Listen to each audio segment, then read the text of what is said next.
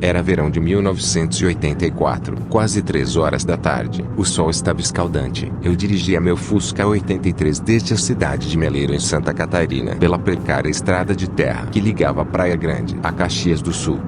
Junto comigo estava também o meu fiel escudeiro, um cão cujo nome Campeão, que já botava meio metro de língua para fora de tanta sede que estava sentindo. Infelizmente saí desprovido de casa na questão de água, e para piorar a situação, já havia percorrido quilômetros e nada de encontrar aqueles velhos armazéns de beira de estrada. Desde que saí de Pedra Branca, só enxergava campos de pastagens desertas em ambos os lados. Parecia que eu estava dirigindo um forno elétrico gigante de tão quente que estava no interior do veículo. Naquele tempo, veículos comuns não usufruíam de ar-condicionado, por assim dizer, e deveria estar fazendo uns 37 graus naquela ocasião. Estávamos só por uma água fresca, mas, aonde encontrar essa água? Eu tinha duas opções. Ou eu chegava em Caxias logo ou pediria água na primeira casa que encontrasse. Estava já um pouco desanimado. O estranho aqui, virava uma curva e outra, subia e descia ladeiras levantando poeira e não avistava nenhuma árvore em lugar algum para podermos descer e descansar um pouco. Foi então que ao longe avistei uma figueira na beira da estrada e ao lado dela uma construção branca com uma chaminé enorme. Pensei, é lá que vamos parar para descansar e pedir um pouco de água para matar a sede que estava nos matando. Conforme me aproximava do prédio, ele ia tomando a forma de um velho galpão branco de tijolos. Em seguida constatei que estava desativado. A chaminé deveria ter uns 15 metros de altura, e pelas características do resto talvez ali tenha sido uma espécie de frigorífico ou matadouro,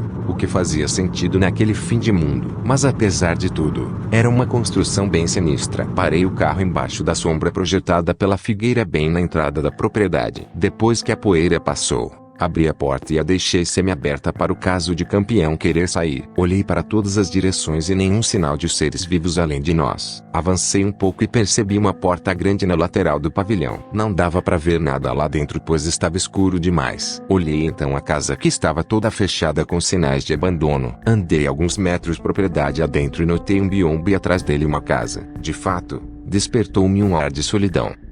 Me aproximei um pouco mais para examiná-la melhor e percebi que uma janela vitro não tinha vidros e a casa em si estava abandonada. Me senti desolado naquele lugar deserto. De repente ouço um barulho vindo de dentro da casa como se algo tivesse caído com muita força no chão. Em seguida, levei um susto, pois um gato preto saiu de dentro da casa pela janela de vitrô, como se estivesse incomodado com a minha presença, e entrou na porta escura do pavilhão. Para o meu temor, aos latidos, Campeão desceu a toda do carro e perseguiu o felino. Fiquei apavorado e corri até a porta. Senti um cheiro muito forte de enxofre que veio lá de dentro. O chamei inúmeras vezes para irmos embora. No momento seguinte ele havia saído da minha visão. Podia ouvir seus latidos irem se distanciando até ficar em total silêncio.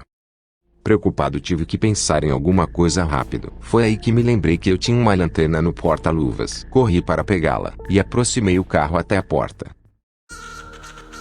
Tive outra ideia brilhante de acender os faróis na intenção de clarear lá dentro. A claridade revelou algo muito esquisito na parede do fundo. Talvez uma espécie de fornalha feita de tijolos maciços acinzentados. Com a lanterna em punho e muita cautela fui avançando. Ao chegar bem de frente ao forno reparei que caberia uma pessoa de pé dentro dela. Apontei então a lanterna no fundo do local e revelou ser uma porta de ferro que dava para uma galeria. No momento que focalizava a lanterna para ver o tamanho, eis que ouço os latidos do Campeão vindo de dentro da mesma. Me veio um alívio. Contudo, fiquei intrigado por ter que embrenhar-me naquele lugar. Respirei fundo e adentrei. Tinha um cheiro muito forte de carvão. Notei que embaixo de cada lado do corredor havia um longo tubo de ferro de mais ou menos uns 500 milímetros. O cheiro vinha deles. Sem embargo, aos poucos pude entender que se tratava de um tipo de secagem, mas continuava cismado com aquele lugar, pois não sabia onde estava pondo os meus pés. Uns 20 metros à frente descobri outra porta. Me aproximei bem devagar, mas estava meio desconfiado, pois tive a sensação de que alguém ou algo estava me acompanhando. Jogava o flash da lanterna algumas vezes para trás. O intrigante era que o corredor estava vazio. Quando venci a pequena distância, pude perceber que o túnel terminava num espaço maior. Não havia portas e nem janelas além daquela que entrei. No alto avistei algo estranho. Havia muitos tubos de ferro fixados nas paredes em posição horizontal que atravessavam de um lado ao outro, como se servissem para pendurar coisas para secar. Aquilo aumentava ainda mais minha dedução de que seria realmente uma estufa como aquelas de secar fumo, só que maior, bem maior. Mas o que me importava naquele momento era encontrar campeão e cair fora daquele lugar arrepiante. E o mais perturbador era que meu totó não estava lá e nem mesmo aquele gato preto. De repente, me arrepiei dos pés à cabeça, pois tive a sensação de estar sendo observado. Como me encontrava fisicamente sozinho naquele lugar, tratei logo de sair. Mas assim que me aproximo da porta, tropeço num madeirite que estava encostado na parede da direita. Ao removê-lo,